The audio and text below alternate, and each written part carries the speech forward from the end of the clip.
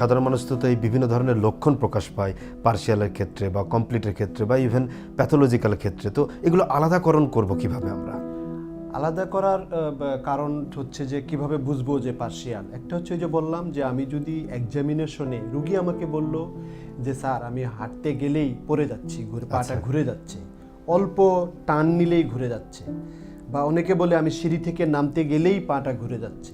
আবার কিছু রুগী বলে না আমি হাঁটি স্বাভাবিক, বাট খেলতে গেলে একটু জোরে দৌড় দিলে, জোরে রান করলে বা বেশি উঁচা নিচায় গেলে আমার পড়ে, তখন আমি সাসপেক্ট করি যে যে কী ধরনের ফোর্সে তার সিট। যদি অল্প ফোর্সেই ঘুরে যায় তাহলে আমি বুঝবো এটা কমপ্লিট টিয়ার।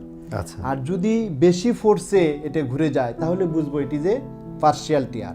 প্লাস ইনজুরির প্যাটার্ন, কেউ যদি রোড ট্রাফিক অ্যাক্সিডেন্ট বলে, কেউ যদি ফুটবল খেলতে গিয়ে পড়ে গেছে, তাহলে most of the patient complete tear হয়।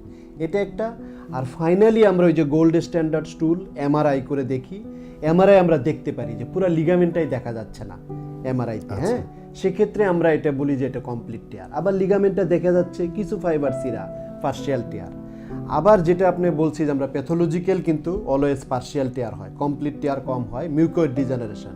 সেক্ষেত্রে একটা হলমার্কস ফাইন্ডিংস আছে, আমরা ওই যে সেলারি স্টক অ্যাপিয়ারেন্স বলি। যদি এটা এমআরআই লিখে দেয় সেলারি স্টক অ্যাপিয়ারেন্স, তাহলে আমরা এটা প্যাথোলজিক্যাল পার্শিয়াল টিয়ার আমরা বলি।